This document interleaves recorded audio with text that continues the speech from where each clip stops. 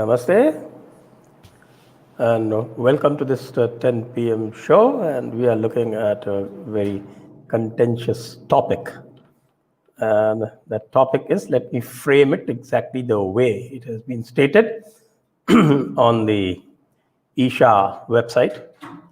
It says, myth number 1, yoga comes from Hinduism. Okay, so I think we can go into etymology, or as it's called Nirukt in the Vedangas.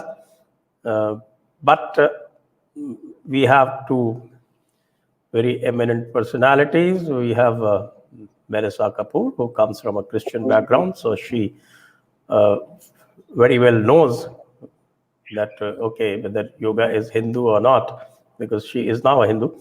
But she very well knows whether it is Christian or not, or whether it is Islamic or not. We have, of course, Professor Bharat Gupt, who has his own scholarly perspective.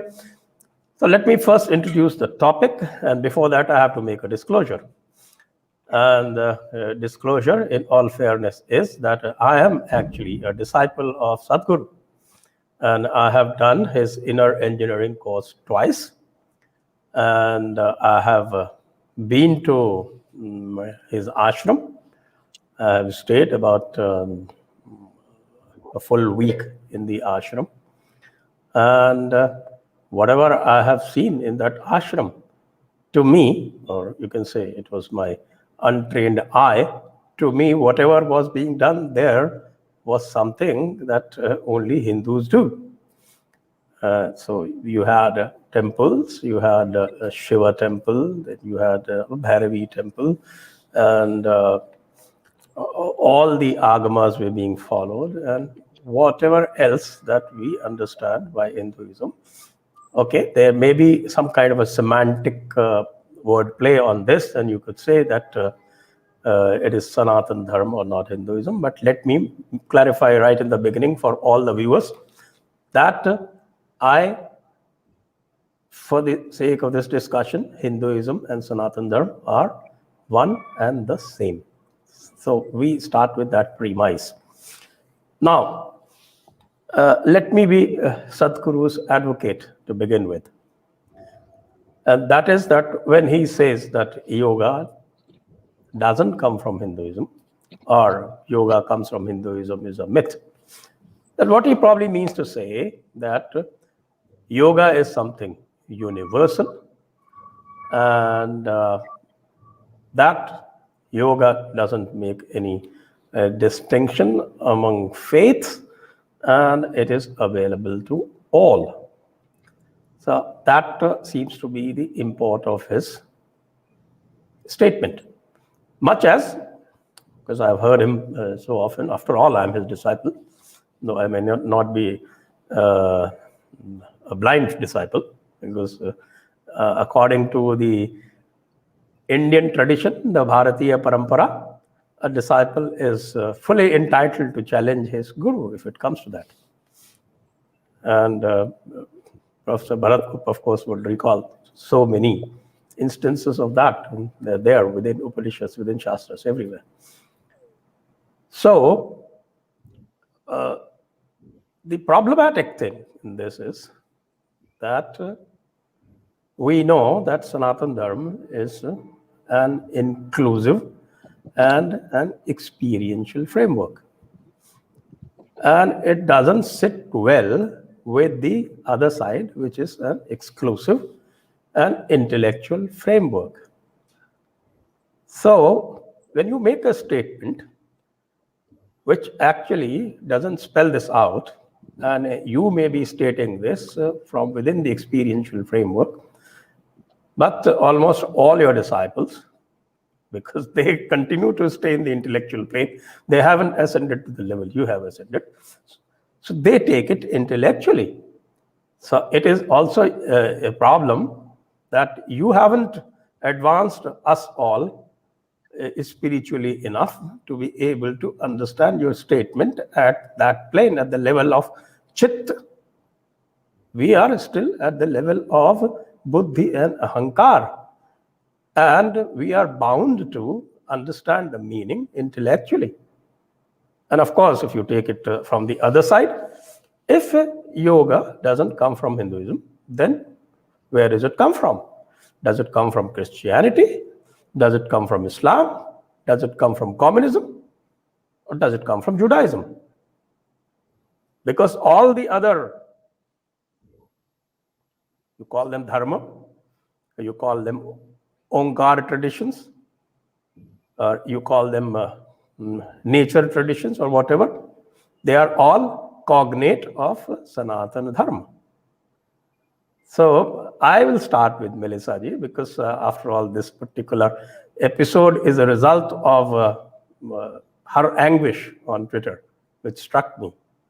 And as I should say, relatively new Hindu or Sanatani, I let her have the first say. Melissa ji. Dhanyavad Sanjay ji, and thank you so much for inviting me once again onto Jaipur Dialogues. So I would say, actually, it wasn't out of anguish that I was tweeting. It was out of a frustration of the fact that I was seeing such illogical reasoning going on. And me as a scientist, I find that really frustrating to see. You know, the illogical nature of some of the things people are saying, the excuses they're giving. But coming to the question of, is yoga Hindu?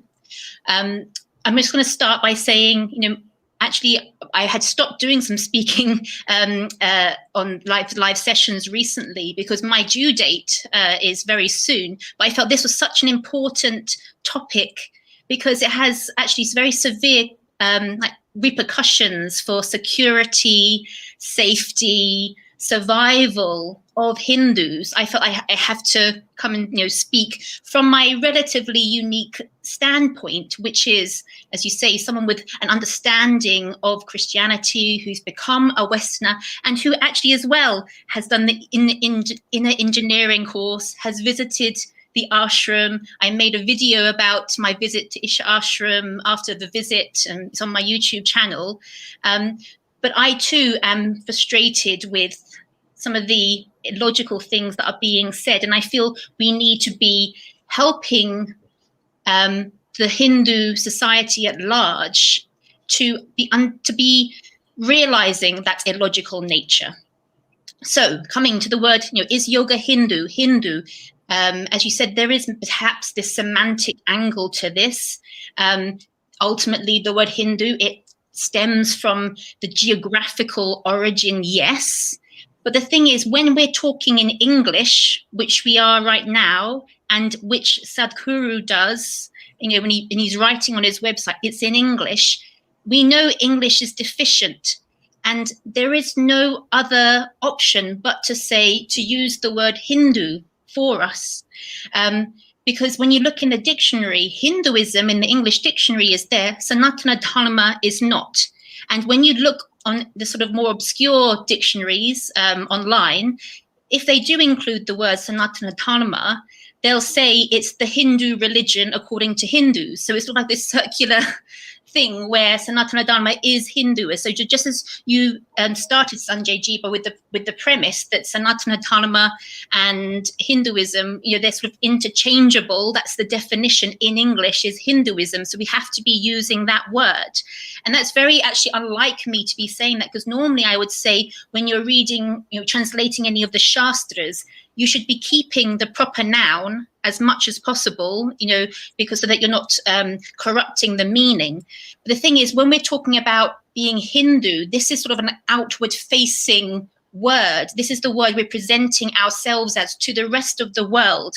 And when we are facing this existential crisis, which we are, we have to be using the tools available to us to ensure our survival. And that means using a word that unites us, that is a word protected under, you know, law, international law, where religion is a protected characteristic.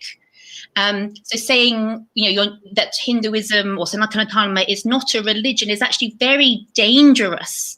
And we only have to look at so many examples, such as the Rashmi Samant case in Oxford, to know that we have to be calling these this discrimination, this hate out as religious hate and nothing else, because otherwise we don't have a leg to stand on in court, essentially.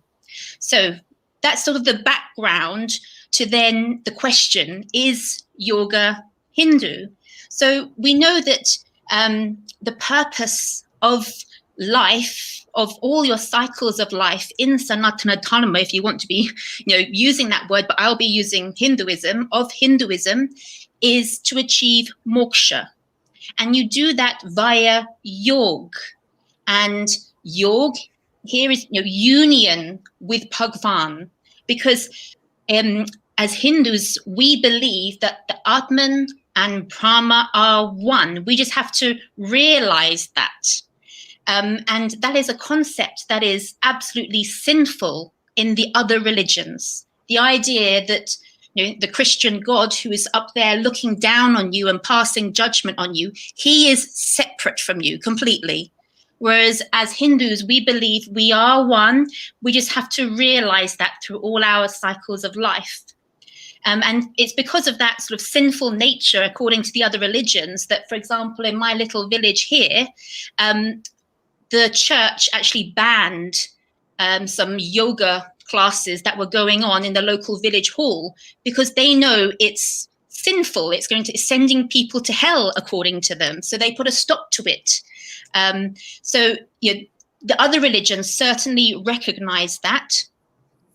And what unfortunately Hindus themselves don't seem to realize is that when we're talking about yoga, we're talking about bhakti yoga, raja yoga, jnana yoga, karma yoga, and you have to you can choose some of these, sort of what proportion you're doing each of these different forms of yoga in to reach towards moksha, or this realization that you are divine, but you have to do them all. You can't just do raja yoga.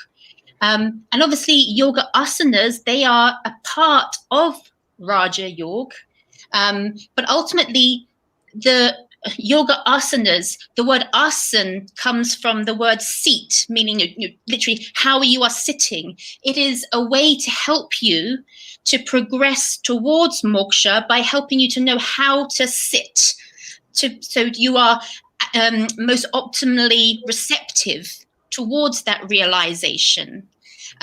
Because until you have control over your gross body, like your limbs and things, you can't then have full control over your senses and over your mind to actually experience that realization that you are divine.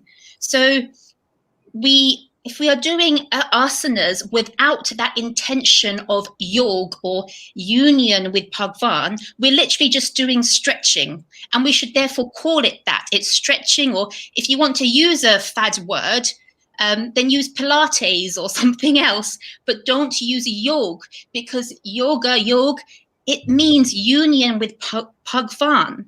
And of course, people who are doing yoga asanas, even without sort of an intention of attaining moksha, they will experience some benefits, some physical benefits, some mental benefits, absolutely. But the thing is that on its own is not what yoga is about. Yes, maybe it helps to feel better if you are, on that path towards moksha, but it's not going to get you all the way to moksha, just feeling better physically and mentally. That is just an enabler of the path towards moksha. So ultimately, using the word yoga without that intention of achieving moksha is an appropriation of the word yoga. And I'll end it there. So that's, yes, why I feel it's very clear to me that we have to be saying that yoga is Hindu, because the dharmic traditions, as Hinduism as the originator of all the dharmic religions, is the only one that sees that the Atman and Brahman are one, and that yoga is the enabler of that realization. For all the other religions, it is the worst thing you can be believing, and it sends you to hell. Okay, that's a very, very well put and well articulated opening statement from Dr. Melissa Kapoor, and now we move to Professor Bharat Gupt. So you heard my opening statement.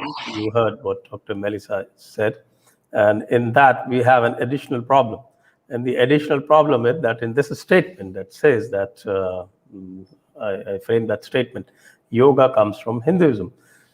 The term yoga is also not defined. Which yoga? Whether they're talking about the yoga as it is defined in the Bhagavad Gita, yogastha guru karmani, that is mainly towards karma yoga. And if they're talking about Raja yoga, then they, as Melissa ji correctly put it, that the first four, the yama niyama asana pranayam, are just preparatory. The real thing comes afterwards. So what's your take on this, sir? I will look. Thank you so much for giving me this opportunity. Now, I'll not go very deeply into the ramifications. I'll presume that Sadhguru is talking about an international audience. Like Baba Ramdev, he is quite anxious that he should have a following not only in India but outside India also. And therefore, you are compelled to make statements in which you don't alienate people from a very clear Islamic or Christian background. So when you talk like Melissa and say that, look, it's only in Hinduism that the Atma, the individual, is able to surrender or combine or merge with the divine, whereas in other forms of worship, that is Islam and Christianity and Judaism, it is unimaginable. But the two are there separate and forever. Now, that is the market side of it. I look upon it this way, that this statement has a big market implications. And we had this controversy with Baba Ramdev about a few years back. And the intention behind such statements from a large number of Indian spiritual quote-unquote gurus is this.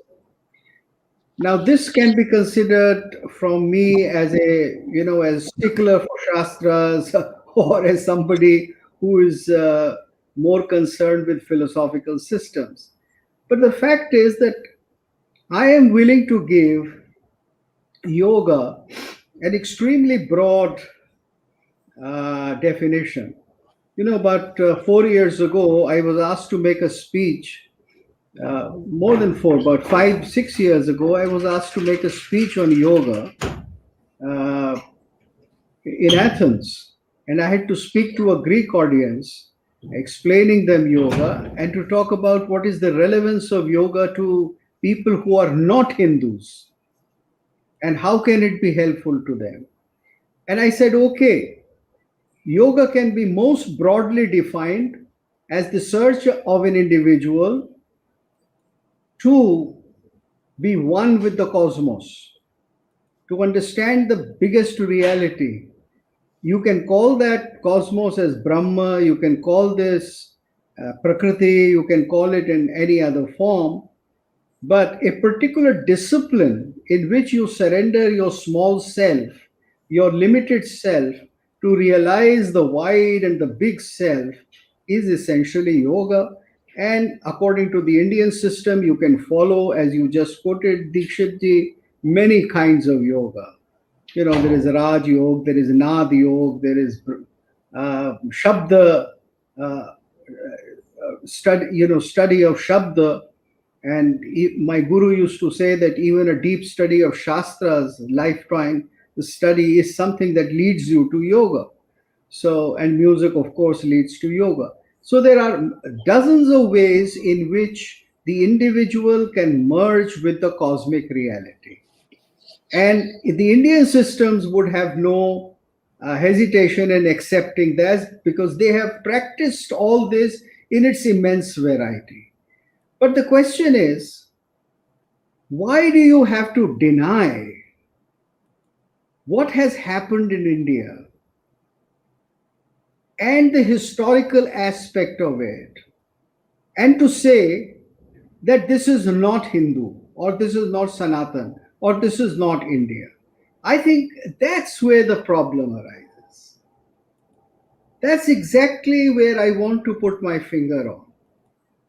Now, this method of the individual combining himself, surrendering to the cosmos, being one with the cosmos, no matter how you define cosmos, is something which has been discovered to begin with in India.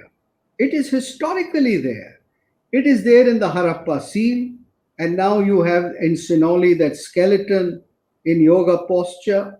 So, historically, the evidence that through a particular discipline, of which was later on defined by Panini as Ashtanga Yoga, the Eightfold Path, people have been pursuing this in India in all its ramifications.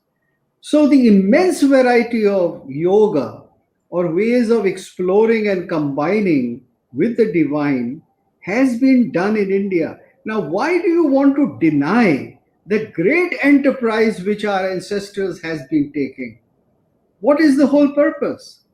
To say that it is not Hindu, that it is not Indian, that it is not Sanatani. Because this enterprise has not been undertaken by other cultures. Yes, maybe the shamans in some part of the world have tried it. Maybe some African tribes and Australian tribes and some people of that particular discipline have made that kind of an outreach. And we had this wonderful book in 1930s called The Perennial Philosophy by Aldous Huxley, where he says there are kinds and kinds of mysticism. But mysticism essentially is the individual merging with the divine. Now, this idea is not admissible to the prophetic religions. The prophetic religions, which today are more than half of the world in terms of population count, that is Judaism, Christianity, and Islam, where this whole thing would be blasphemy. Now, if it is blasphemy to combine yourself with the universe, then where else do you go except to India? Where do you discover the disciplines with all the pluralism that I can become a yogi by being a musician, I can become a yogi by being a poet, I can become a yogi by being a good husband or a good wife, I can be a karma yogi. Now, this whole immense variety, if it is not practiced if it has not been practiced in India, then where on earth has it been practiced? So I find these statements very confusing, and I don't like when people try to have this one man, what is it called, one man upship or something. I forget the exact phrase. One-upmanship. Yeah, one-upmanship at the expense of tradition by saying that it is not. Whether it comes from Sadhguruji, with due respect to him and his great contributions to India and Indian thought, or from Ramdev, I find these things rather irritating as a humble scholar that I am. Now, let me share some insights, because I have been in that ashram and have seen the courses conducted. And the way the Shabda is used, I mean, of all his teachings, Om, which he pronounces as Am, is an integral path. And we know the Shabda and Akasha in the Indian scriptures, they are the foundation of everything. So that is very much a part of his teaching. The basic course, that is inner engineering, where he always says that I call myself Sadhguru because Sadhguru is an illiterate guru. So, of course, that saves him from many questions, because then people would not question him on Shastras. That's fine. Okay. That's definitely our tradition, because we have had many gurus who have not been adept in Shastras and who are not claimed to be as such. Then the next thing that you see, in the higher courses, you find Hatha Yoga is one of the major courses that they teach. Then where does Hatha Yoga come from? Because again, let me frame the statement very precisely. Myth number one, yoga comes from Hinduism. Well, you're teaching your advanced course of Hatha Yoga. And if Hatha Yoga doesn't come from Hinduism, if it doesn't come from Hatha Yoga Pradipika, then where else does it come from? Let's explore the alternatives. Says yoga comes from Hinduism. No. Okay. We have a huge murti of Adi Yogi. And we have a huge celebration under the feet of Adi Yogi on Mahashivaratri. Now, who is Adi Yogi? What is Mahashivaratri?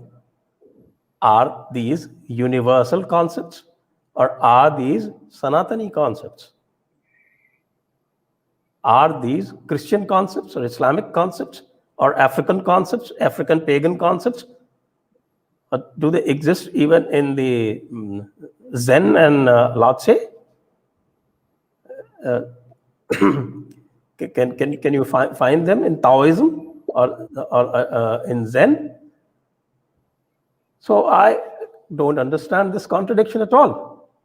That on the one hand, your largest festival that Sadhguru Ashram conducts is on Mahashivaratri, under the feet of that enormous murti of Adi Yogi. It's called Adi Yogi. And then you say that yoga doesn't come from Hinduism. Then where on earth does it come from? Because when you use this term, now let's get a little philosophical, because Professor Bharat Gupt is there, he will understand this. That when you use this term, doesn't come from, that means you're talking of an origin. You're not talking of what is called Anadi and Ananta. You're not even saying Purnamadaha Purnavidam Purnat Purnamudachyate. That's not your intention. When you say that it comes from, that means it is an origin. So if you're talking of an origin, then you have to precisely tell us. You say it doesn't come from. Okay? Are we talking of under the Pramana system? Are we straight going to the Anupalabdhi? Pramana number 5, which many of the systems do not even recognize? Or we shall settle for the Pratyaksha Pramana? Before I go to Melissa, this is being a philosophical question. I go back to Professor Bharat Gupt again.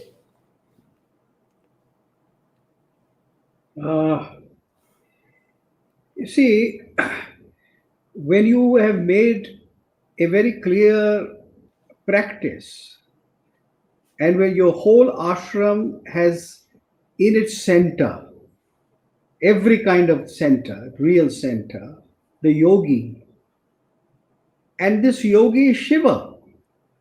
And Shiva is described really as somebody who is a grahastha as well as a yogi, a complete man. And this concept comes only in India. Ekaishwarre sthitopi pranat bahuphale yas swayam krittivasas kanta sammishra dehopya vishaya manasa yaf parastadyatina. Now he says that Shiva has his beloved in his lap, and yet he is the king of yogis. So you are celebrating the king of yogis. You have the king of yogis as the Adi Shiva, and yet you say that he does not come from Hinduism. Then I fail to understand what is the real import or the artha vyapti or the real intention of our Sadhguru. So, this is something which is very confusing to me, and why we are saying this thing, and what would we gain out of it. As it is, Exactly. I have seen, I've read a large number of books where people, American academics, are desperately trying to prove that so many of the exercises of Hatha Yoga don't come from Indian tradition, but they come from some exercises by the British Army or from various other sources. But as Melissa said, this is just one small part. The asan pranayam is one small part of yoga. So why talk about that as yoga? Yoga is that complete journey, and the concept of this body as the temple through which you do the journey of yoga from Mooladhar to Sahasradhar. All these things are so well defined here. Where else do you think of the body in this manner? And which other culture? So, if it is not Hindu, if it is not Indian, if not Bharatiya, then what is it? Yes, quite right. And of course, we have the famous last shloka of Gita as well. Yatra Yogeshwara Krishna, Yatra Partho Dhanodara. The Purnavatar. The Purnavatar is Yeah, called Yogeshwar. And right. of course, I see a lot of my comments coming on, especially from disciples of Sadhguru. I would request you, please ask the questions.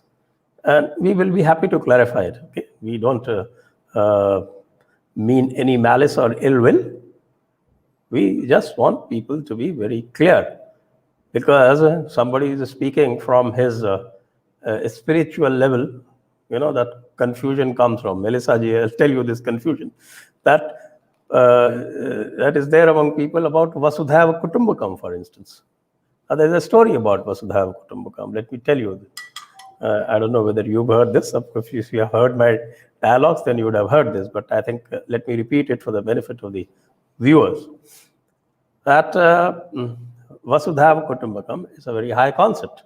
It says that the whole world is one. It is a universal concept. And you could very well say that it is universal, so it doesn't come from Hinduism. Well, you could use that analogy there also.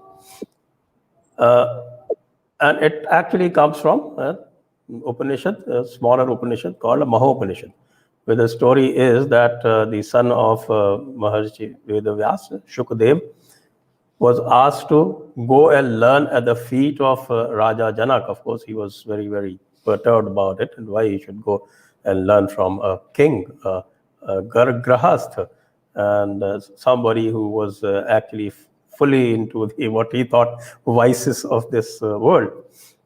Anyway, because he was asked to do so by the rishis, so he did. And when he went to Raja Janak, the story goes that, okay, the Raja Janak then said that, okay, wonderful, you've come, welcome to this place. Now, why don't you do one thing, just go take a round of the whole palace and go and see all the fine things that we have and all the fine things that people do here. And okay, just for your comfort, what we do is that I'm placing this bowl full of oil to the brim, and just be careful that not a drop spills, because this guard who is accompanying you, if even a drop spills, he will take your head off. And so he was taken on a tour of the palace, and where he went taken to the inner chambers where you had queens enjoying, playing their games, doing jala krida or water sport and everything. And then he came back and then he asked him, okay, what all did you see? Did you go there? Did you go to the Queen's chamber? What did you like there? So he said, that's the hell. You think I was watching all that? I was watching this bowl all the time. So then he told him, this is the lesson. That is why you'll be sent here. Because among all these great sport, I am still focused on my yoga. So that is the lesson of yoga, but that was given in Mahopanishad. So Hitopadesh actually when it comes to normal behavior, normal mundane behavior, Hitopadesh makes a fun of this, complete fun. And there you have that story of a jackal and a deer, where the deer gets taken in by this shloka Vasudhaiva Vasudhaiva Kutumbakam, and invites the jackal to his place where he stays. Then he almost gets killed for that. So that is the great lesson from within our scripture. Look, what applies spiritually, don't take it intellectually. And this is the major problem that is being created by this statement of Sadhguru.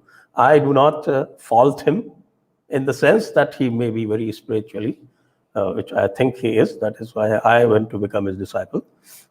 But he makes a grave mistake when he thinks that everybody is at his level. He may be all alone up there, and he is not entitled to share it with people who are not at that level. To them, he is supposed to make an intellectual command, because they are still all at the level of the intellect. Melissa ji.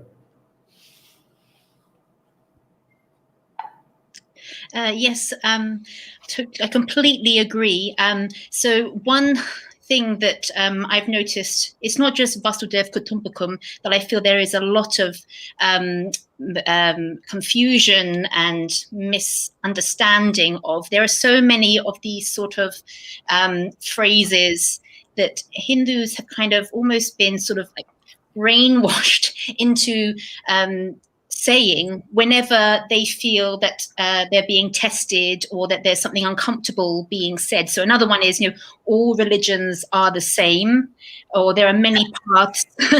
And as I just been talking, as we were saying before, that actually there is very little overlap between the Abrahamic faiths and Hindu Dharma, because of that very core, basic, fundamental thing of in Hinduism, we see the Atman and Brahman being as one, and the Abrahamic faiths absolutely do not. So in so many ways, you cannot be saying all religions are the same, because what is often the very best in Hinduism is seen as the very worst thing that will send you to hell for all eternity in the Abrahamic faith. So how can they be the same if the best in one is the very worst in the other?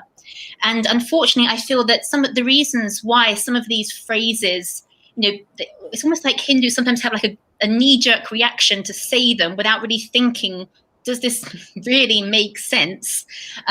Is because, under the British Raj, the British introduced English they imposed English onto India with an agenda to weaken the Shastras by mistranslating them and feeding loads of lies about Hinduism as being, backward and discriminatory and all these things.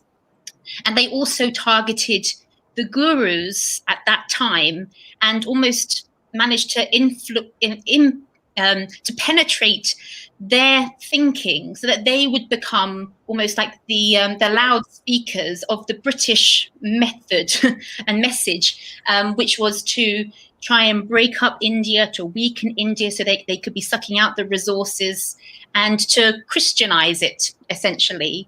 And it's been passed down the generations so well now that, as I say, it's almost become like a knee-jerk reaction from many Hindus to be saying these things without logically thinking through, does this make sense? Another example is, that Hinduism is a way of life. Now, everything is a way of life, right? If you want to take, the most extreme example of a way of life, it's joining ISIS, right? Because there you, as a woman, you are completely covered. You're only seeing through a small area. It's dictating what you can eat. It's dictating what you raise your children to aspire to become. It probably will be dictating where exactly you live, how you spend your free time, the times of day that you're worshipping. This is really a way of life, just as so many other things are a way of life. And it comes from, I think the reason why Hindus have latched onto it's come from this, like as I said, this brainwashing that this is an acceptable way to be perceived, when in fact, actually, what it comes across as is very weak. As a Westerner, if someone says, don't say that because that insults my way of life, I wouldn't really care too much. Whereas if you say, don't do that or say that because that is religious hate, against my religion, that is so much stronger. And that's something that you as a Westerner would respect. So I think in many ways, a lot of the problems here are coming from the fact that we're using English. And here's Sadhguru, he does communicate so much in English and on his website. But the problem is it's done with a naivety around how exactly the Abrahamic religions are thinking, how Westerners actually are.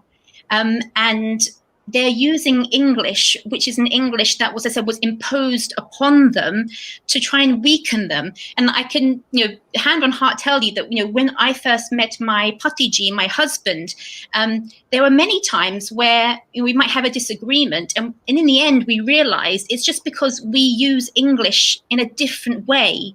The English used in India is different from the English used here in the UK, and that can lead to misunderstandings. And so when gurus are speaking out in English, they have to realize the responsibility that they have on themselves, because this is then how the rest of the world is viewing Hinduism, and it can lead to really severe consequences for the safety, the security, the survival of Hinduism. So as I mentioned earlier, Rashmi Samant, the case in Oxford, so many Hindus I hear are calling it out as a case of racism. But it's not racism, because the person who is caused the greatest upset, that Professor Abhijit, I think his name is, he's of the Abhijit Sarkar. Yes, exactly. He's of the same race as her.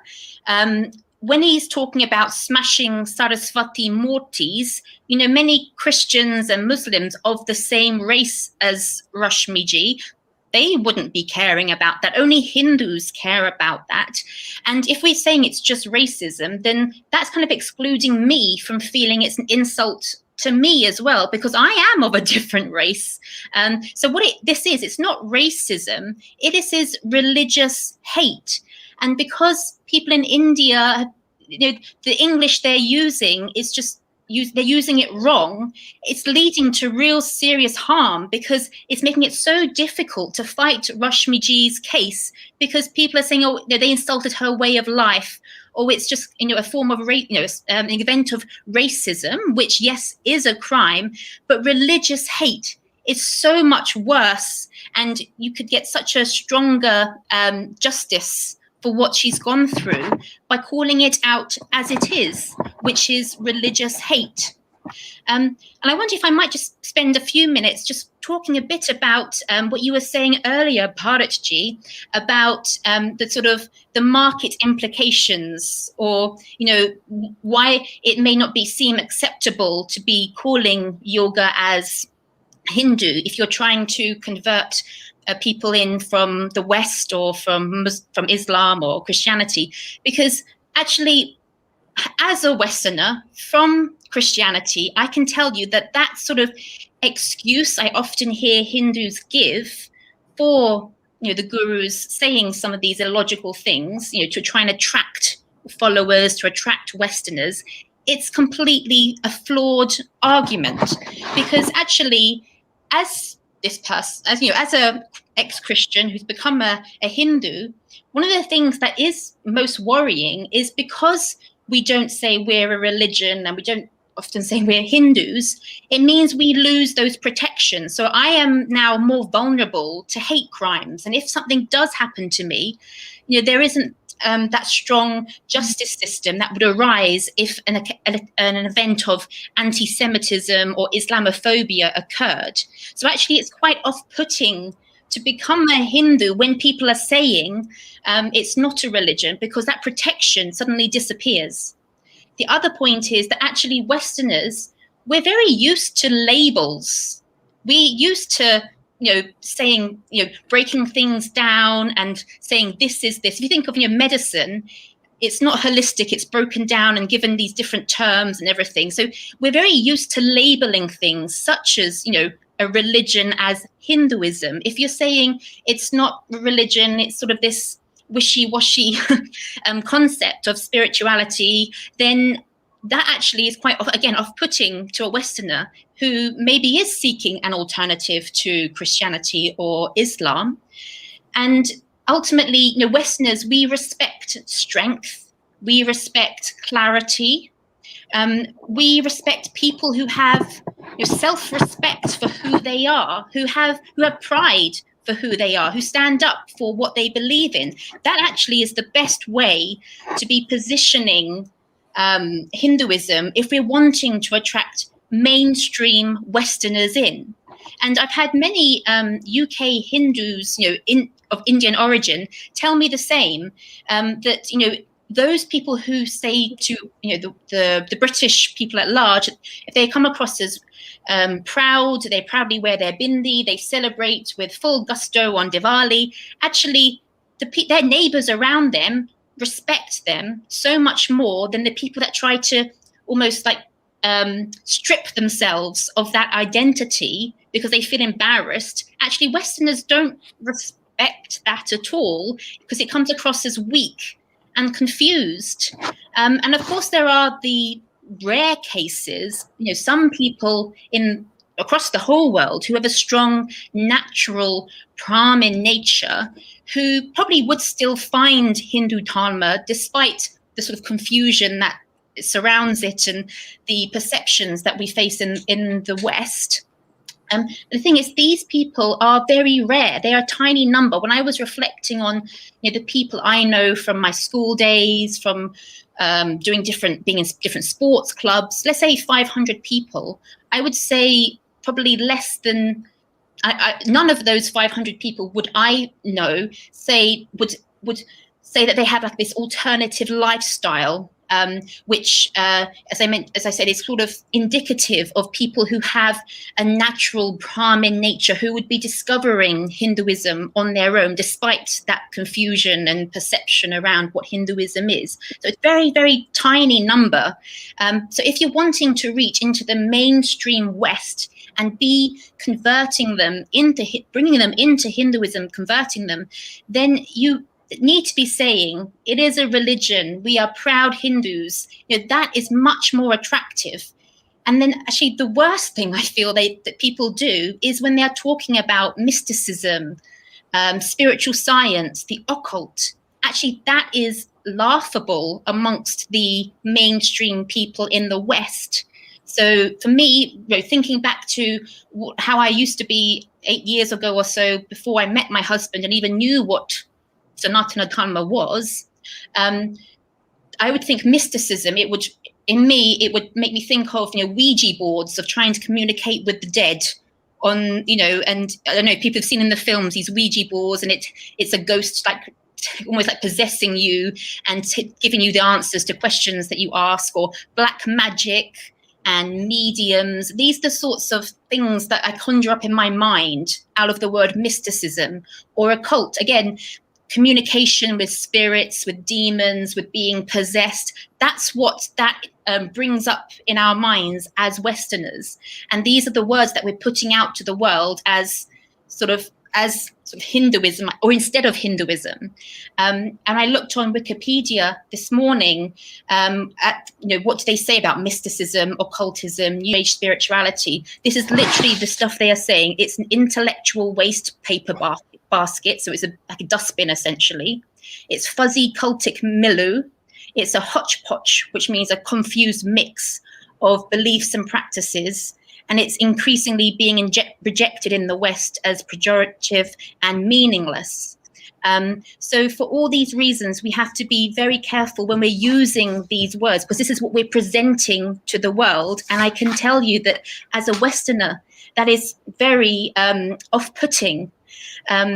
So yes, we should be using the word Hindu religion when we are talking in English? Absolutely. Okay, that's a very good point. And coming from the Western perspective, I think we need to be very conscious of that. We give the last word to Professor Bharat Gupt on what Melissa is saying, that we should actually even talk in English, use the term religion and not something else. While we are talking in our own languages, then it makes no sense to talk about mazhab or religion. That, of course, dharma is the overarching concept.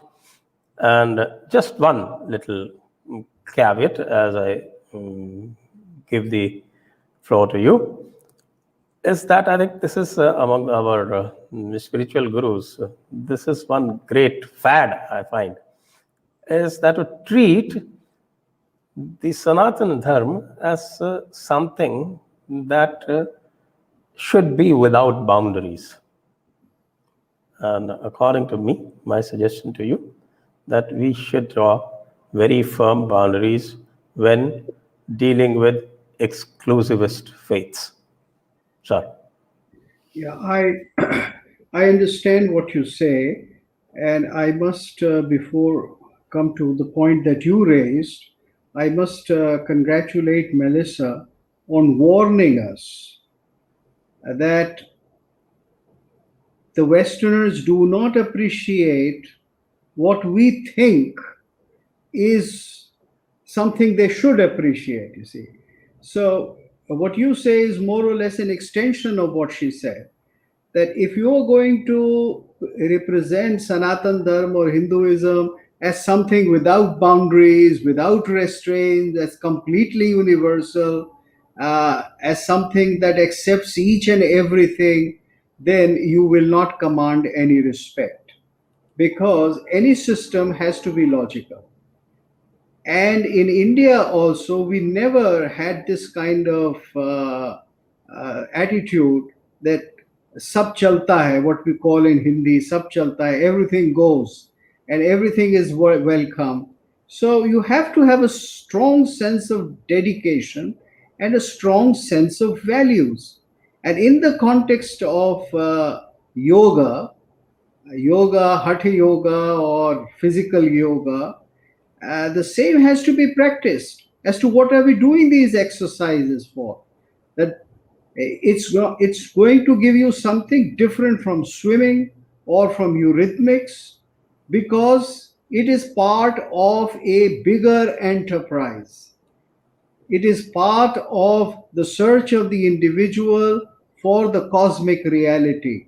Now, I'm using the word cosmic reality in English to make it simple, but otherwise, it is none other than Brahma. If I was talking to an Indian audience, then I would use the word Brahma. I would not use the word cosmic reality or the universe or the cosmos. So, Hindus have to be very clear in quoting their tradition, in expounding upon their tradition, and as Melissa said, they would command better attention and they would command better respect if they do so. That's all I have to say. Thank you, sir. And with that, we go to the question and answer session. Before that, we request all of you to support our initiative. You have this donation link that you can do, that share the video, like the video, subscribe the channel, and also press the bell icon. Atram Pushpam, as we say, must continue.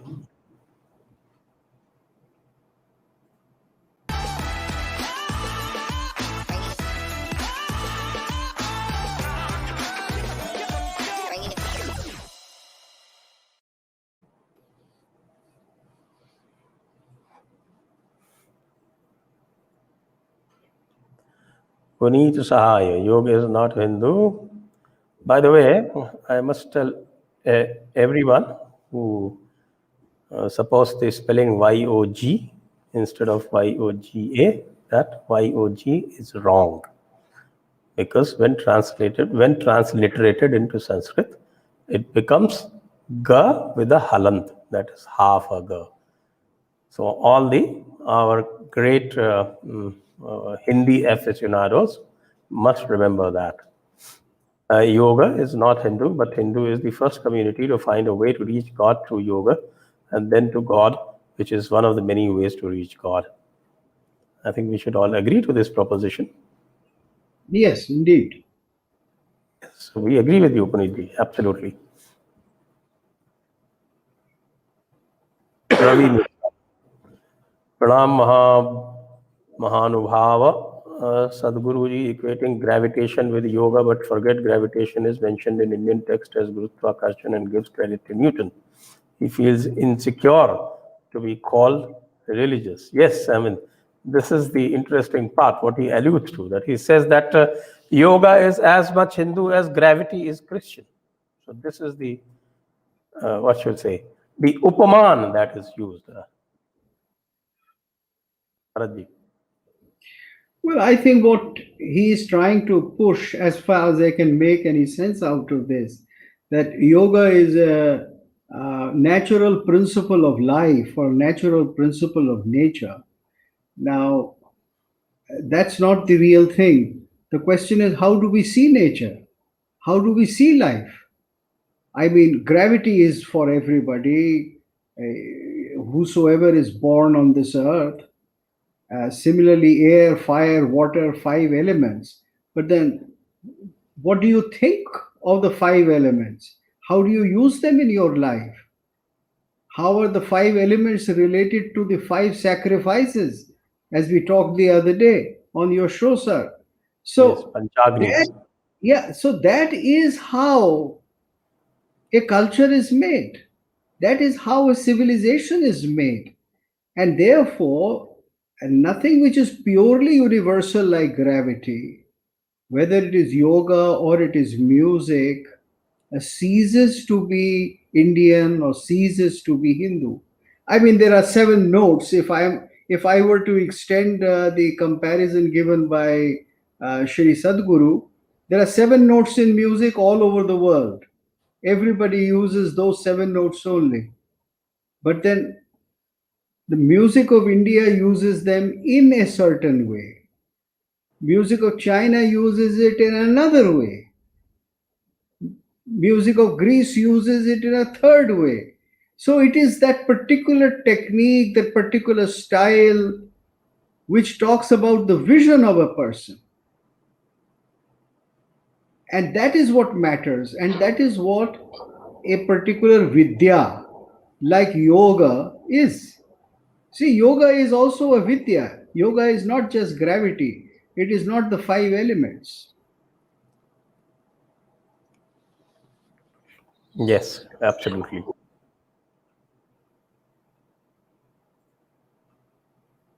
Yeah. We cannot hear you. I think you are muted.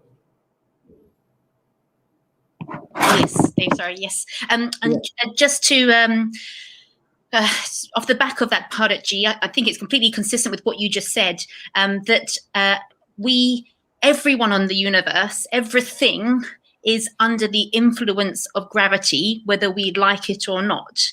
But when it comes to yoga, we can choose whether to be making progress towards moksha or not. And, you know, the Christians, for example, when they are choosing to convert people into Christianity because that makes them feel better and it's strengthening their ego, they're choosing to move away from that yogic state of having no ego and realizing your divinity yourself. So, you know, you can choose to do yoga or not. So I don't understand the analogy with gravity. I feel it's different. Right. Next one. Maddie, is it time for us to organize Vedic camps across India and abroad, and events where different scholars speak and impart knowledge on a wide variety of subjects? I think there is no dearth of that already. We don't need more. That's, I think. I don't think we need more, really. Next.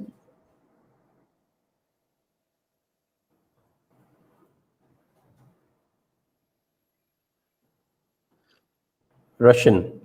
I'm a disciple of Sadhguru too and agree with Sanjay ji's intro. Statements like this should be avoided, however, to avoid divide. Also urge people not to make conclusions on Sadhguru without understanding his teaching in detail. Well, Rishinji, I am a disciple too. But as I said, in our parampara, it is perfectly fine for a disciple to question his guru. You can start with Nachiketa if you like. You say, Bharatji? If I can make a comment about the universality of yoga. Now, this is something which is usually very esoteric, but I'm saying it publicly. I have seen disciples, coming from a very different culture, white disciples like Melissa here, who got initiated into yoga by a real guru in India. And when they reached a certain level of awareness in their journey, when their Kundalini reached a certain level in the Anahat Chakra, then they recited the Vedic chants without any assistance from some kind of a primordial memory. Now, this can be taken as an instance of something universal, and that yoga gives you this experience of universal. But the vidya, the technique, the method by which you do this and reach this is specifically Indian. And we should claim it, proclaim it, and have no compromise on that. Right, absolutely. Next one.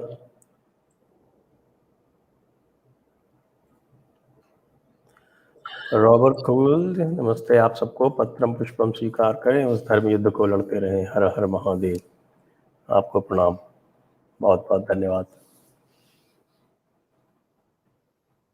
Bharatiya Yogesh Soman, Sadhguru said this probably because Isha Center has more foreign disciples than Indians. The actual work is done by Indians. Possibly, but then this is not this is not then an honest statement, because I am being told, in fact, a lot of people are saying that Sadhguru has clarified this. Then if he has clarified this, then he should not have the Isha website should change the statement. Myth number 1, yoga comes from Hinduism, is not correct. No way. Yes, if you change it to yoga is not limited to Hinduism, then maybe we can understand. Then maybe it can become far more acceptable. You can say it is not limited to Hinduism. But yoga doesn't come from Hinduism. That's against Pratyaksha Pramana. And in our tradition, Pratyaksha Pramana is the highest Pramana. As they say in Bhagavad Gita, they say that if you have the direct experience, you do not even need the Vedas. That is the value of Pratyaksha Pramana. So what you're saying goes against the Pratyaksha Pramana, direct evidence. It cannot hold. So people who are trying to defend Sadhguru or Isha Yoga Center should tell them, change this. I'm giving the correct semantics. I'm giving the correct terminology. Say yoga is not limited to Hinduism. Would that work, Bharatji? Certainly it would, because it is open to everybody. Exactly. Even though Hindu, it is open to everybody. It welcomes everybody. Right. Next one. Yeah, sorry, just to say, reflecting back on my previous answer, I'm speaking as a Westerner, a foreign person. I actually find it's been more confusing hearing these things, and therefore off-putting to become a Hindu, because you hear of these illogical things. The reason why I became a Hindu was because of the Shastras, the clarity in the Shastras around what is the purpose of life, to achieve moksha, and particularly around the duty we each have on us to protect what is right, what is dharmic. For me, that is so inspirational and empowering. Whereas, constantly denying being a Hindu and denying things as being Hindu, such as yoga, is just confusing, and it comes across as weak. And that is not attractive to foreigners at all. So as I mentioned before, the only foreigners you are able to attract with that strategy are the people who have a very strong natural Brahmin instinct, a very natural spiritual instinct. If you're trying to reach the mainstream Westerners, your strategy is completely flawed. And when I'm part of different sort of Facebook groups, discussing different issues on being Hindus, as Westerners who have converted into Hinduism, we all agree that it's the Shastras that we were attracted to. So when people are saying we don't need Shastras, or they are belittling them, or they are focusing on other aspects of Hinduism as a way to try and attract foreigners in, it's actually a completely flawed proposal, a flawed strategy. Yes, I think a better strategy would be to introduce such people to Prof Bharat Gupt, who knows his Shastras as well as he knows the Bible, in original Greek, in fact. So there's no better person than our own Professor Bharat Gupt to introduce such people to clarify doubts. Pratik Karambe, International Yoga Day celebrated by UN if it is Hindu. So what's the question? I don't understand the question. I think he's saying if they say it is Hindu only, then they wouldn't say it's an international day. The thing is, what they're implying is that this is that yoga of just stretching, right? Of health and well-being and feeling good and reducing your stress levels and everything. This isn't true yoga. So it's an appropriation of the word yoga. It should be International Stretching Day or something. In any case, I am perfectly fine with, or rather, all of us are perfectly fine with, yoga is not limited to Hindus. What we find problematic is that yoga doesn't come from Hinduism. That's what we find problematic. Why? Yoga is not limited to Hinduism. It's not something that we find problematic. Next. Mary. Why do non-Indians find glam gurus more attractive than someone like Baba Ramdev and his brand of yoga? Is it time for traditional Babas to go global too? Well, Marisa ji, what do you say to that? Yes, I give credit to Sadhguru where it's due, and it is very impressive, the spectacle he puts on for Mahashivratri, the facilities at Isha Ashram, how accessible his content is online. You really cannot fault him. He's very, very good at it. And that obviously makes it easier as a Westerner to come across this content and to visit the facilities. The problem is that once you know a bit about Hinduism, your traditional, true, not this sort of neo-Hinduism, you realize the holes and the inconsistencies and how actually it's limiting you. So absolutely, if the traditional Babas, as you put here, if they could, almost like make things more accessible, take a string out of Sadhguru's bow when it comes to how to package things and how to make things accessible, that would be an excellent thing, I feel, because then at least you would be making accessible as well as authentic and traditional without compromising on the basic values of Hinduism, essentially. Yes, absolutely. Next one.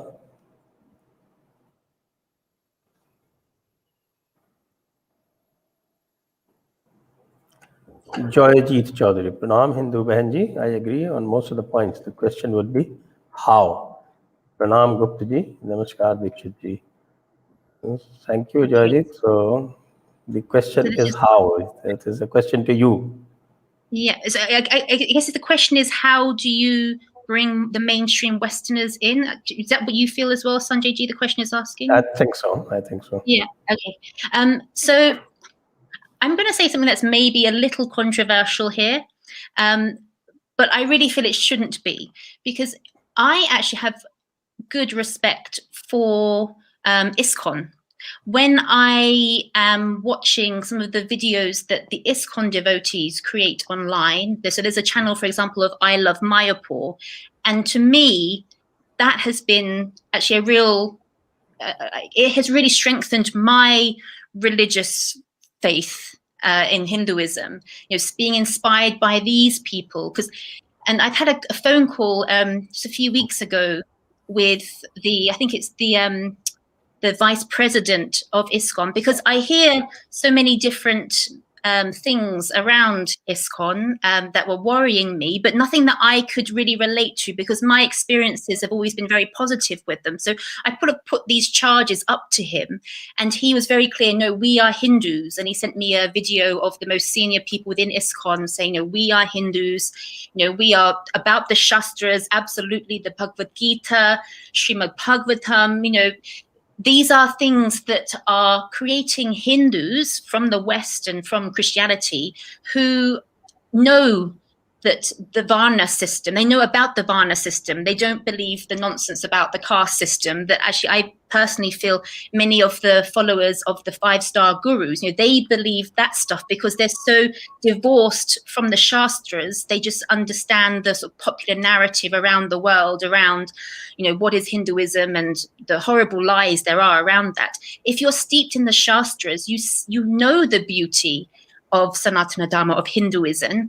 And my experience is that the Westerners who have become Hindus and are proud to say they are Hindus through ISKCON, the Shastras has a big role to play in that.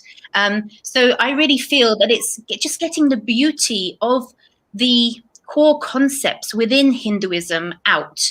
And it's not trying to focus so much on yoga asanas and these things that actually make you, they almost like push you away from realization, don't they? Because they make you actually feel or you're focusing more on the physical and mental benefits, which is actually strengthening your ego, really, rather than almost helping you to detach from your ego by realizing your true nature. And where better to do that than starting from the Shastras. And in this time of Kali Yuga, which I certainly feel we are in, when I look at the definition of Kali Yuga in the Srimad Bhagavatam, you have to really rely on the Shastras, I feel. If they are your moorings as a Hindu, they tell, particularly the Bhagavad Gita, there's so much clarity in because the Srimad Bhagavatam is a bit more difficult to read. I'm trying to get through it at the moment. It's a bit more difficult to understand, but the the Gita is much more accessible, and it's something that a Westerner really can appreciate, and they can appreciate the core messages within there to do with, standing up for what is right. And as I said before, that's what inspired me to become a Hindu. And I think a good sizable proportion of people in the West, they would really resonate with that idea of, we believe in doing what is right for the world. So that's the key message I feel we need to get out. Yes, absolutely right. It is actually a lot of time Sanatana Dharma has faced a crisis, but it has come out of them every time because of the Shastras. Right, next one. Varun, Sadhguruji is worried about Western customers. Is digesting Indian culture like Wendy Doniger and Dev. That's okay. We take that as a statement. Move on. Next one. Dhaval Vyas. Sadhguru has already clarified about this in his video on YouTube and said that it has discovered here, but it cannot be limited to just Indian. Why this discussion? Wow, Dhavalji, you cannot prevent us from discussing it. So that is fascist, I would say, and that's against Indian traditions completely. That's one. And the second is, you've mentioned this, we have no issues if you change your statement. You say yoga doesn't come out of Hinduism. Sorry, we disagree. You change it. If you said that it is discovered here, that means it comes out of here. It cannot be limited. So change your statement to say that yoga is not limited to Hinduism. That's all we ask for. And you conceded the point. Thank you. Next. Archit Patel, सदगुरु की जगह स्वामी शिवानंद मुंगेर आश्रम ये कहते थे योग हिंदुत्व से जुड़ा नहीं है, पर जैसे ग्रेविटी फिजिक्स से है वैसे योग हिंदू से है. That's a better statement. Bharat ji. चलिए ठीक है. I'm not saying it's a perfect statement, but a better statement. Yeah, it is certainly better, more less inaccurate. I'll put it this way. Yes. It is less inaccurate. Absolutely. Not perfect, but less inaccurate. Yeah. Anuj Chaudhary Sadhguru said he will say whatever is necessary for a person to do yoga. After a person do yoga, their inward journey begins. Journey is more important, and that is dharma. Dharma is universal. That's perfectly fine. But the point is, when you say such things, you prevent a lot of people from accessing it because they just think otherwise. After all, this difference has to be understood that you speaking from a spiritual plane and you're articulating intellectually. So that difference has to be understood. Next. KV Ravan Gurudev Pranam, I'm looking for Vraksha Ayurveda. Can you please refer me to any shop in Jaipur or any source? I can't find that book. Please help.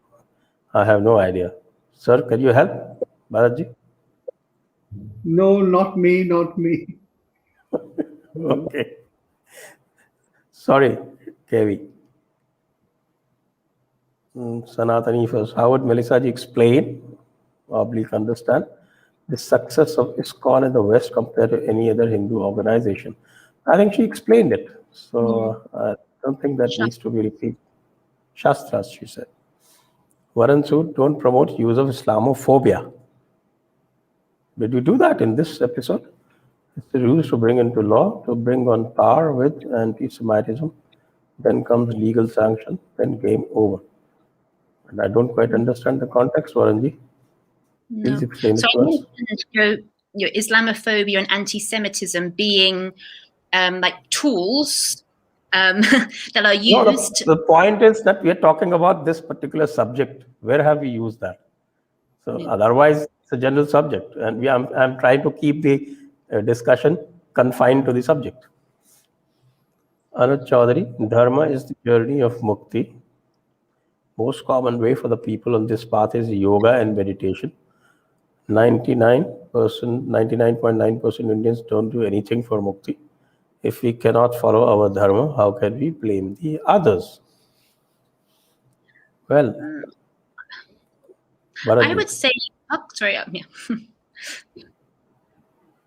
Well, you see, if you refer to Srimad Bhagavad Gita, Krishna says very clearly that there are four kinds of people who seek him. People who do it for a very material purpose, for money or physical reward. People who do it because they are inquisitive, jigyasu.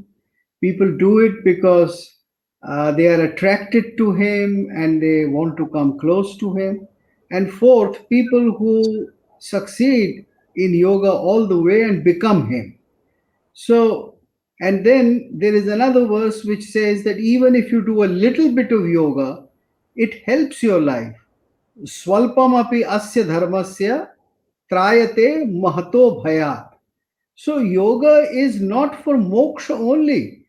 It is for all the four purusharthas of Hindu thought: dharma, artha, kama, and moksha, of course.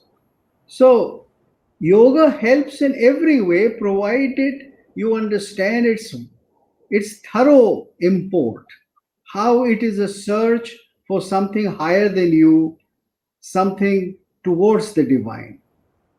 That's what yoga is. So I think it's not just moksha. Okay, next one, Abhishek. Very important to exemplify the ultimate state of yoga achieved by Babas like Neem Karoli Baba, where he could appear in different cities at same instant and read live of individuals like a book. Bharatji, I think you would probably be able to enlighten us. Considered to be yoga siddhis or some special powers, but they have never been considered as highly desirable or the mainstream yoga.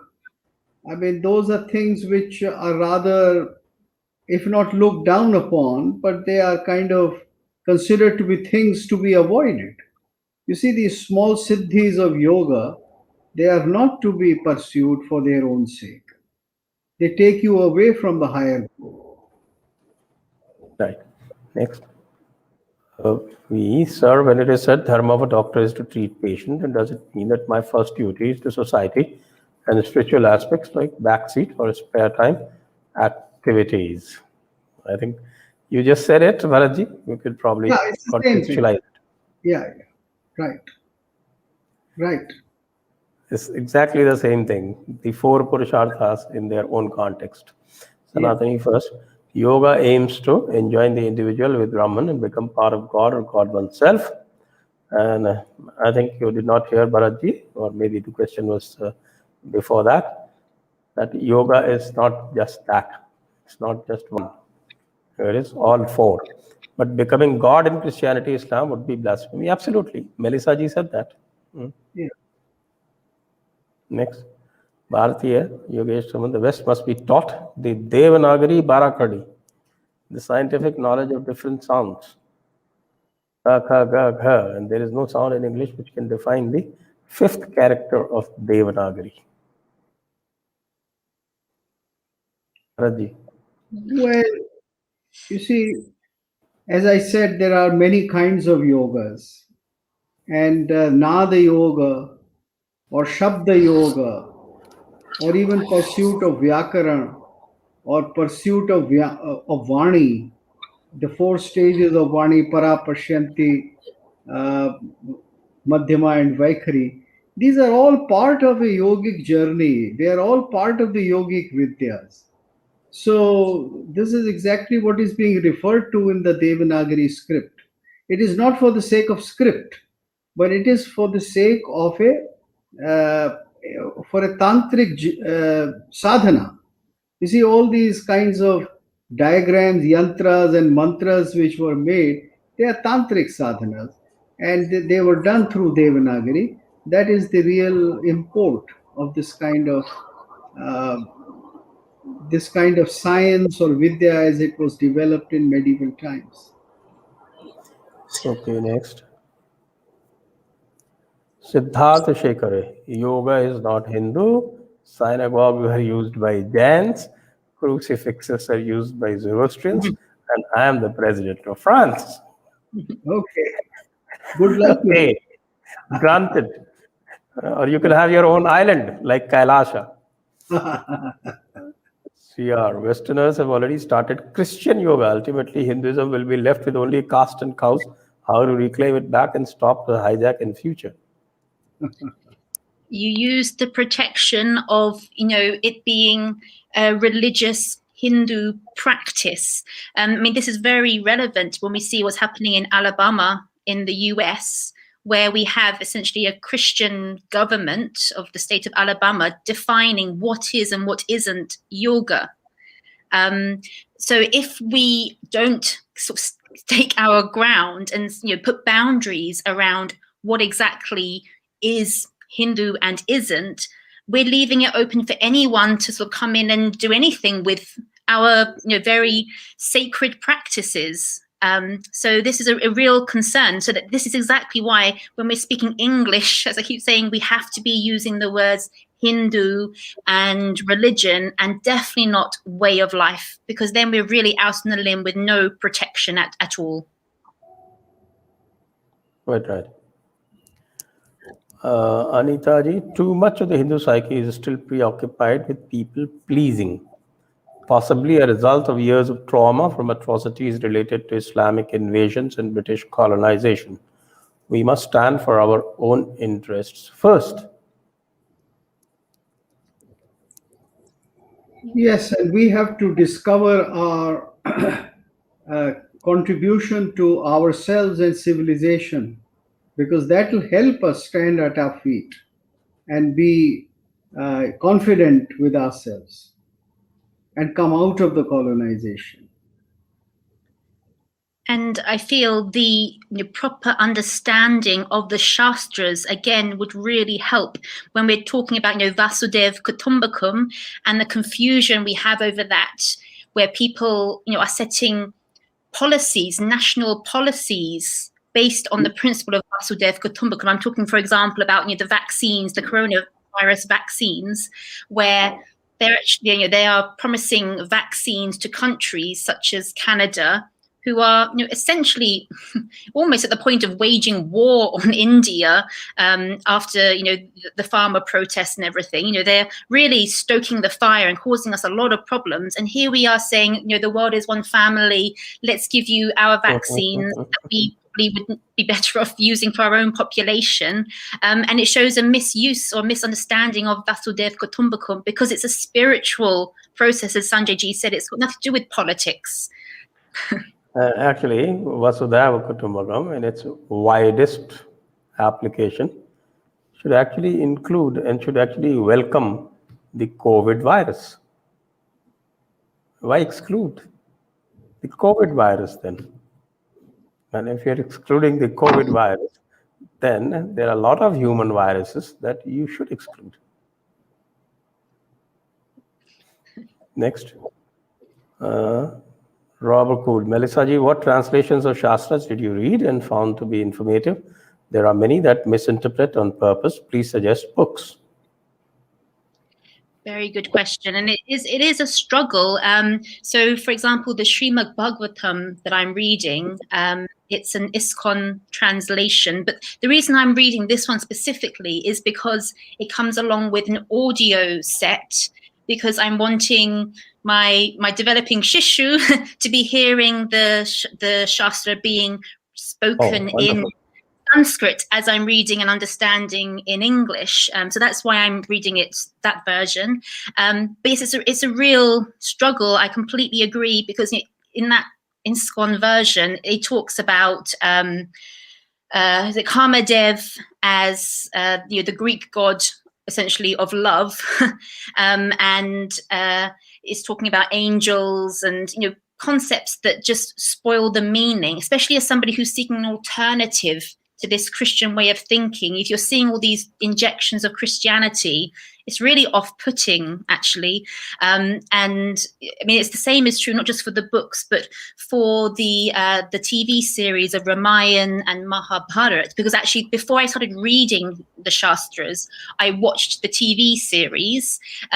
But there, quite often, you'll see one of the acharyas, Dronacharya, for example, instead of saying Om, it would translate it as Amen and things like that. And again, it's just so off-putting. So it really is a problem. But there are some good translations out there right now. Mahabharat, a good translation is Vivek Dubroy ji. And obviously, I find anything related with David Frawley ji, when it comes to understanding the essence of key chapters, verses, shlokas within the Shastras, he really is unparalleled in retaining that authenticity. I don't know if anybody else has any other recommendations. Okay. That's very comprehensive. Abhishek Lal Sharan, when Mark Zuckerberg was in deep trouble, Steve Jobs asked to go to Neem Karoli Baba's Kranchi Dham and recite Hanuman Chalisa 50 times, and after doing this, all his troubles disappeared. Zuck told this to Modi ji. Okay. I think Yes, but now he should follow this by not canceling people from Facebook and Google and all that. You see, he should follow the message of Neem Karoli Baba.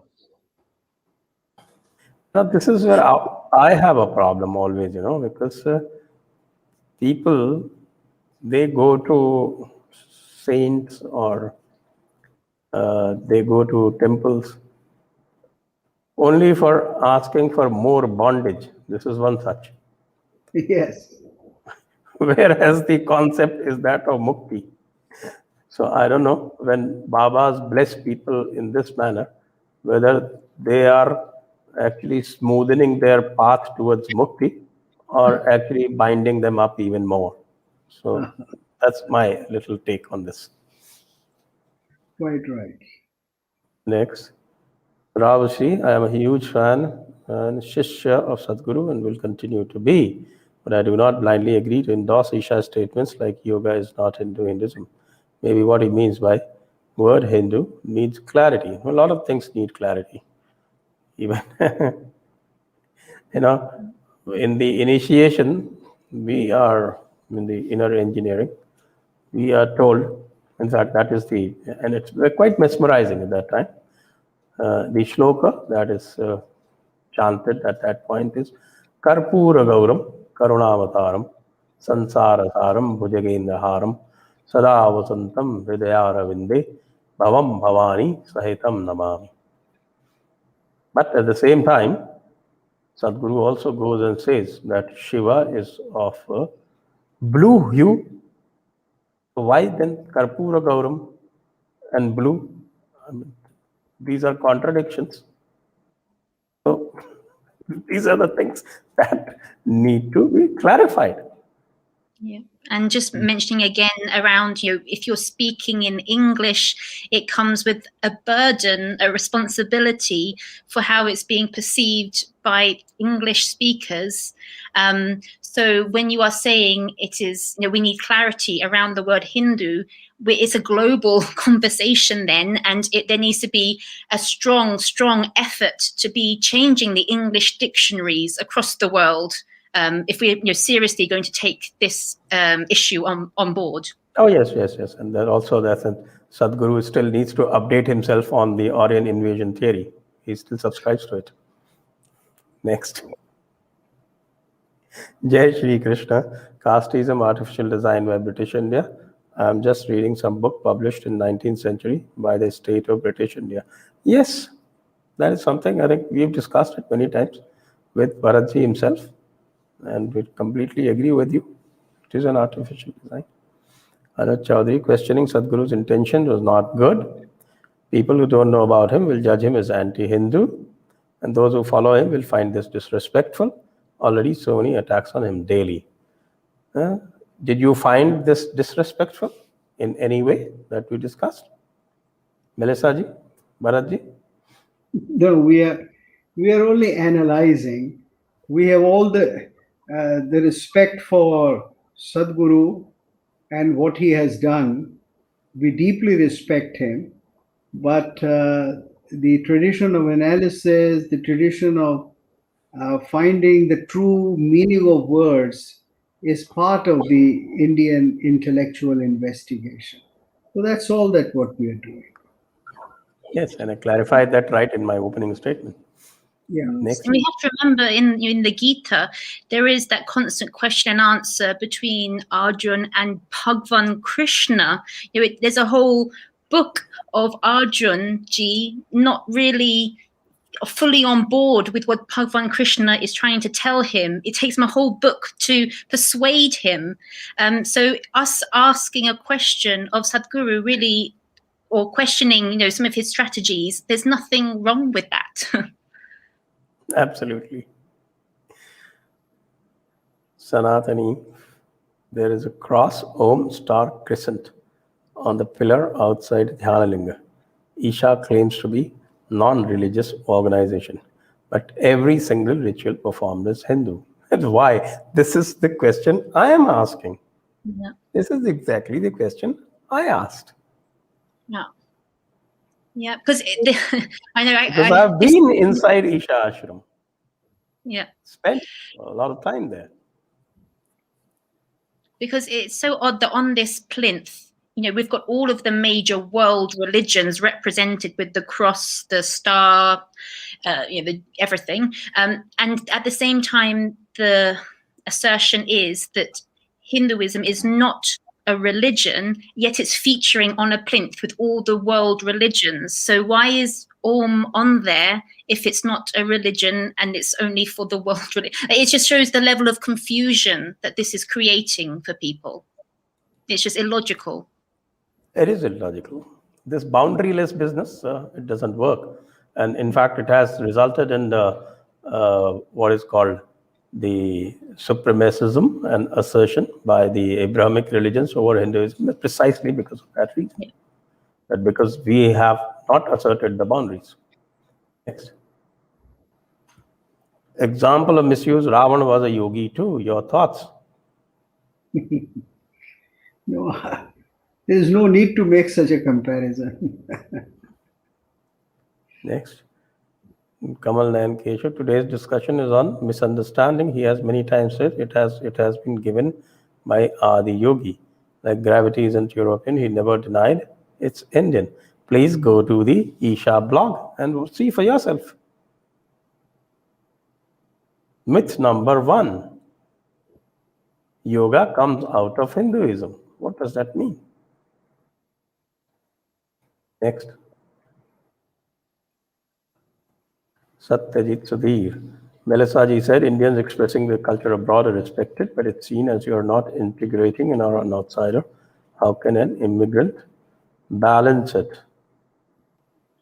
See, this is coming from a place of insecurity, I feel, very much, I'm afraid to say, because that's not true at all. As I mentioned earlier, I've had so many people saying actually they've had so much more respect when they have stood proud in being Hindus, in wearing their bindis, in celebrating their festivals.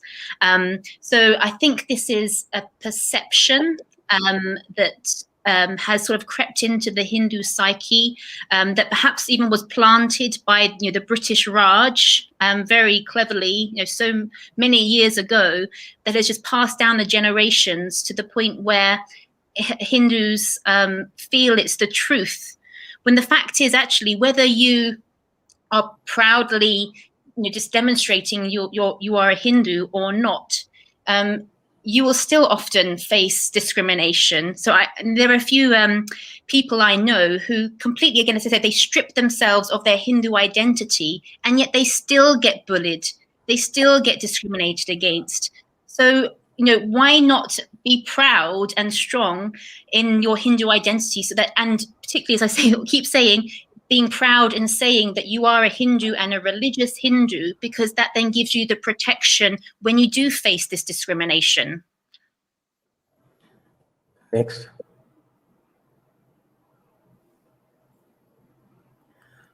Melissa ji said, Indians, okay, this is done. Rohit, how can working professionals learn Shastras from Vedas to Puranas who can't attend any university like BHU for these courses? There are no online courses and gurus to learn from. Gupta ji should start it. Well, there are so many, but certainly we can start it. Certainly we can do some bit in that direction. As a matter of fact, the discussions which are being done now should be very helpful in the long run. And I think there is a lot which is available, which people, if they want to study, they would be able to study a lot. अतिथियों से पूछिए, गिरीश कुमार जी कह रहे हैं, professor Chandramohan Jain Rajneesh के हिंदुत्व विश्लेषण से कितना सहमत हैं? प्रणाम. उनसे पूछे बगैर मैं आपसे कह सकता हूँ कि कई उनके विश्लेषणों से बहुत सारे ऐसी चीजें होंगी जिनसे हम सहमत होंगे, बहुत से असहमत होंगे. ये तो भारतीय परंपरा है. पूर्ण रूप सहमत होने का कोई न तो हमारे ऊपर कोई दबाव है और न हमारी कोई बाध्यता है. Next. Anuj Chaudhary, Sanjay ji, this session confirms I knew more about yoga and mukti than Bharat Gupta before joining Isha in 2012 at the age of 24. Melissa doesn't even count. This video makes me cry, and I have to cry on your understanding. I'm sorry, Anuj. Disrespect. I have no issue in disrespecting you if you disrespect the guests. Sorry. It seems that a great Mahayogi called Anuj Chaudhary is in the debate. The arrogance displayed by him takes a person away from yoga and mukti. I put him in his place, so it's okay. Sanatani first. I think Vasudhaiva Kutumbakam should be interpreted as bringing the entire world into Sanatana Dharma by Ghar Vapsi. What say, sir? That's a very good way of putting it. But the problem is when you don't put boundaries, it usually happens in the other direction. Next. Aditya Khanna, on one hand, we say dharma is not religion, but now we're saying we should call Hinduism as religion. Well, said in English, you must understand.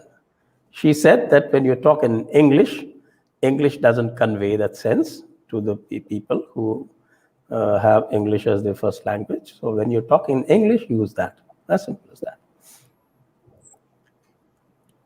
Next. Sarup Paluri. Maybe you should invite Sadhguruji while talking about him so that he has a chance to defend. Sir, I've been trying for many years. Their system is, it doesn't permit people like us to penetrate. So it's not possible. Next. I was stunned that Paramanu is a manifestation of a Kal, and Paramanu is different than atom. Bhagavad Purana is like encyclopedia for Bhagavad Gita. Without this, such debates won't stop among Hindus. Piyush Kant ji. So, Bharat ji. No, I don't understand the question. Of course, it is different from atom of modern physics, a Paramanu. But then the concept of Paramanu would envelop, or it would contain itself even the modern physical world. So definitions in modern science continue to change, but the way Parmanu or the way Vaisheshik defines the nature of the world is that old pervasive thing which has been combined along with yoga and Vedanta for a comprehensive vision of things in Indian systems. So I mean, it's an observation. That's all. I can't analyze about this. Next. My last statement was written 1 hour earlier, before I got answers from you guys. I started stream an hour late. Please forgive. Okay, Anandji, perfectly fine. No offense meant. We just expect people to be a little respectful. You give respect, you get respect. For us, it is very clear that at least I have no hesitation in giving it back. So, thank you for clarifying, and you're welcome. KK, your intentions are good, but look at what's happening in chat. Already divided communities indulging in hate mongering. Well, that only shows that the hate was right there. It just came bubbling out. So maybe we have applied some correctives, and people would be able to better understand. Next. Yeah, so just to go back to that, please, Sanjay ji. So I've always felt that because I'm trying to take this sort of scientific approach to understanding the situation, what are the claims being made, such as, only by saying that yoga is Hindu, can you attract Westerners, Christians and Muslims? And then, using my sort of prior beliefs and updating them with actual data that I have sourced by talking to lots of people in a similar position to me as a Westerner or an ex-Christian, or looking at the social media chats, the frequency of the times that Christians and Muslims are using the fact that Sadhguru is saying that Mahashivratri is not religious or Hindu. They use that then as an invitation to try and convert. They'll put up verses from the Bible, from the Quran in there. So looking at all this data to come up with my conclusions. So I feel like I'm doing it in a very logical way. And when I have sort of mentioned these things, the problem is you do get so much hate, and it is very worrying. I mean, some of the hate I've received, it's almost like the worst kind of hate that you can imagine, really nasty things being said.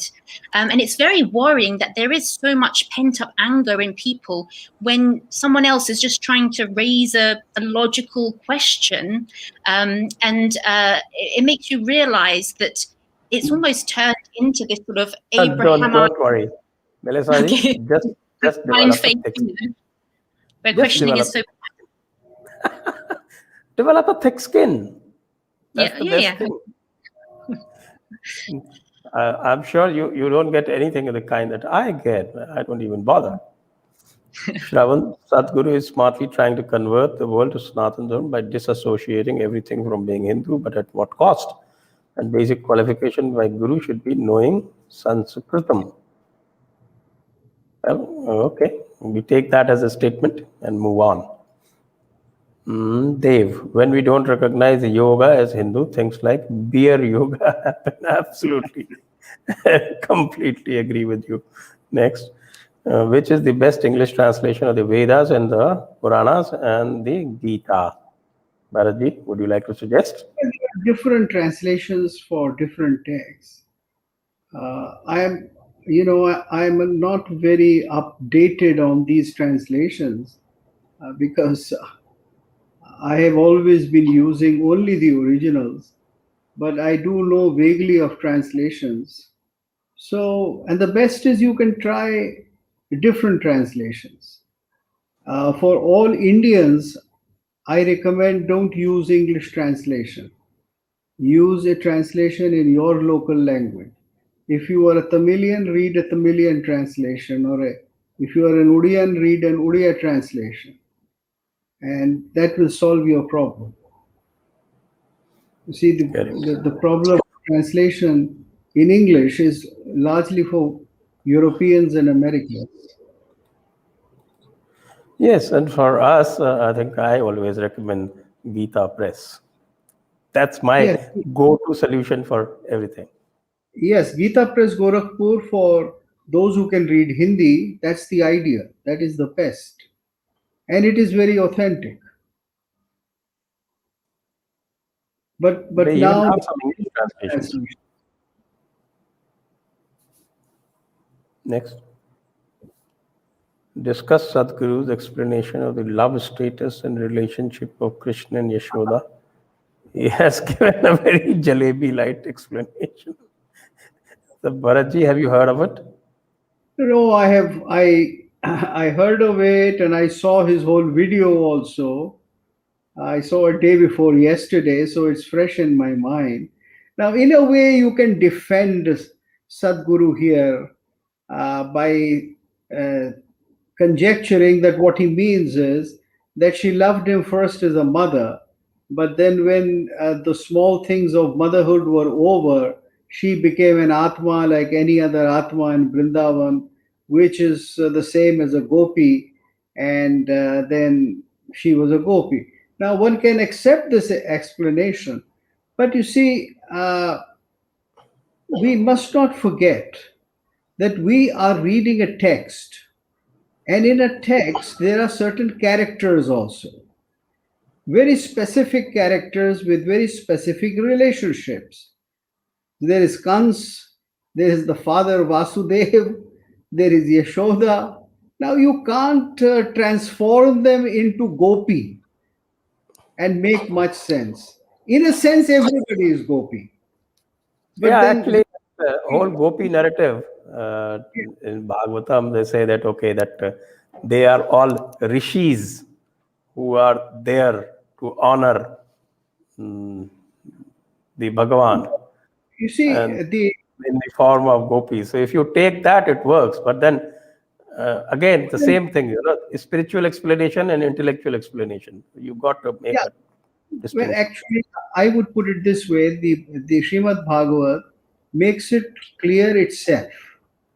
Every jiva is gopi, and Krishna is the adhishthata or the creator.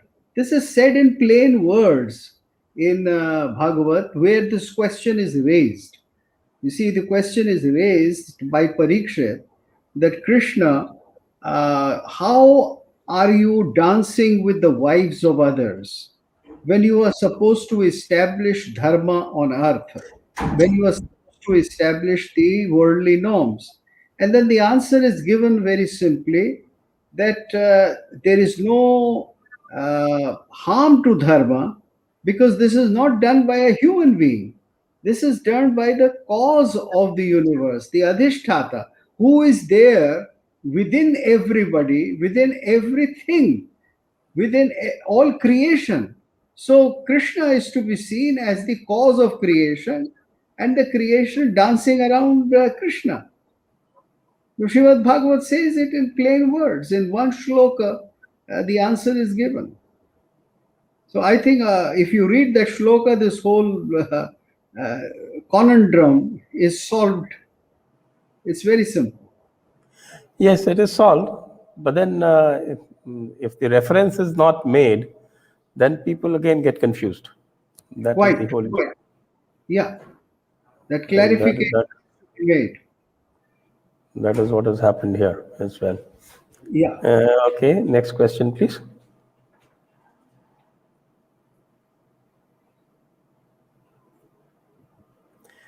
Yogesh Soman, one more mistake by Sadhguru about Krishna and Yashoda. We just discussed that. Thank you.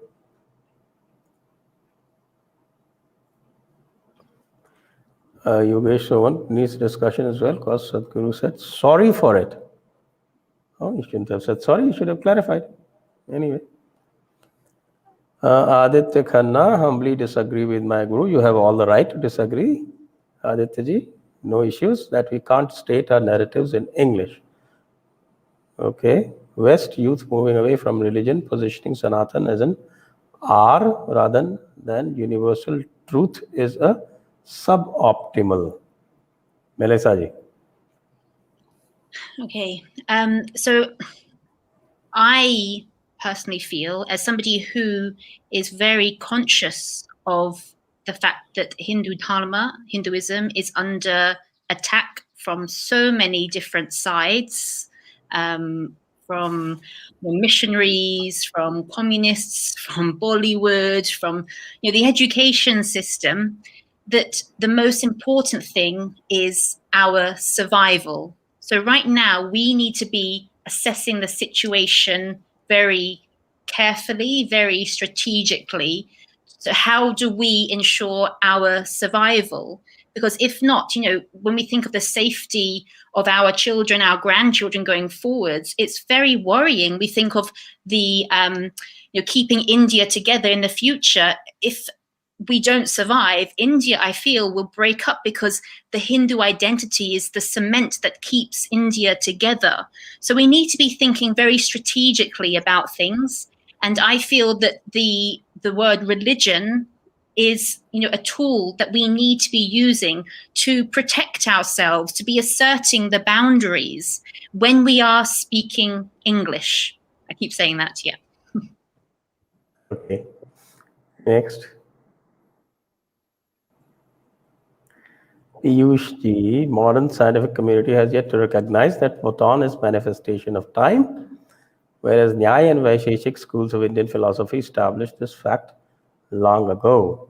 My clarification. Well, I invite you to go to that dialogue on Vaisheshik that I had with Professor Subhash Kak, and I think that would be the right point to reference. True Sankhya philosophy propounded by sage Kapil is the Indian answer to the most coveted unification principle of modern physics. That is the theory of everything. Okay, that's an interesting perspective, and I would look a little deeper into it, surely. Thank you, Piyushi. Siddharth Shekhar Sanjay, I'm most comfortable in English. Please suggest a few good English translations. I found Mr. Gupt's answer somewhat condescending. Well, it wasn't condescending. I didn't find it condescending. I expressed my ignorance of these translations. I don't go to them because I don't need them. And if you need them, that's very good. There are so many things that I read in translation, like Tolstoy, I read in translation because I don't know Russian. So it's so simple. Yeah. Actually, when it comes to English translations, even I get confused because I don't like to read anything in English translation unless it happens to be in French or Russian. I have also read Tolstoy in English translations. So what we'll do, Siddharthji, is why don't you do one thing? You have this little contact address. Why don't you write a mail to us, and then I will try and find it out for you, the best English translation, and then we will mail it to you. I would say for the Mahabharat, from what I understand, a very good translation is by Vivek Dubroy-ji. I've heard people say that other than his use of the word sacrifice for yagna, everything, they use the proper noun. He uses the proper nouns wherever possible. So that would be a very good option for the Mahabharat. Then for Gita, Jeffrey Armstrong-ji's recent translation I've heard is very good as well. I've not read it, but that might be another place to look as well. Okay, thank you. Will same explanation not be then applied to the relationship between the Muhammad and his consorts? Use spirituality as an excuse to cover up everything. No, it won't, because Allah and his creation is absolutely separate in Islam. There is no way there can be any union. And here it is, they're talking about the cosmic dance in a different manner. So there is no comparison, no analogy. We don't need more Hindus, more Christians, and more Muslims. Srinivas Yalala, like that sounding like Mahatma Gandhi. Okay, we need more Buddhas, more Jesuses, and more. Why did Sadhguru ignoring Ram and Krishna? Well, I didn't realize that. Let me think about it. I didn't realize that at all. Sanjay ji, please read chat afterwards. Exactly what I was worrying about. So much misinformation. No, I never read chats. You know that? One reason why I am able to conduct so many shows is that I don't read the chat on the side. That's why I confine to only the super chat. I never read the chat, and I will not, promise you. Aditya Khanna, yoga is as much Hindu as gravity is Christian, says Sadhguru, says Hinduism is a Western construct. Culture is 17k plus years old, religion is 3k years old. Why should we look at ourselves from the Western eyes? This whole conversation is about that only. And I think this is exactly what we've been discussing. Maybe you joined up late, so you can probably, after this conversation is over, you can look at the conversation right from the beginning. In fact, that's what started right from the first statement. Mahadevan, why are foreigners more attracted to glam gurus and not actual ones? This question has been taken already. So either it is a repeat or... Joyji Chaudhary, namaskar, thank you for the answer. I have one more question. Why do we go chasing our own gurus? We know about Munir Commission. Even after that, no one is chasing them. Why we Hindus do that? Namaskar, Hindu Bahanji. Namaskar, Gupt ji. What is this Munir Commission? I don't understand. Did you follow it? No, I don't know either. Munir Commission. Did Jaggi have an Oedipus complex? Oh, well, that's quite a joke. Sorry. Hiranmoy, I have so many questions that I think I must more and more you three together. That is humble request. I'm saying it strategically, scientifically, both. Okay, Hiranmoy. We'll look into this scientifically only. So that brings us to the end of the session. Thank you all viewers. Thank you Melissa ji. Thank you Bharat ji. I think we had a wonderful session that would have set many doubts at rest. Thank you so much. Jai Hind. Vande Mataram. Vande Mataram. Press the bell icon on YouTube and don't miss another update.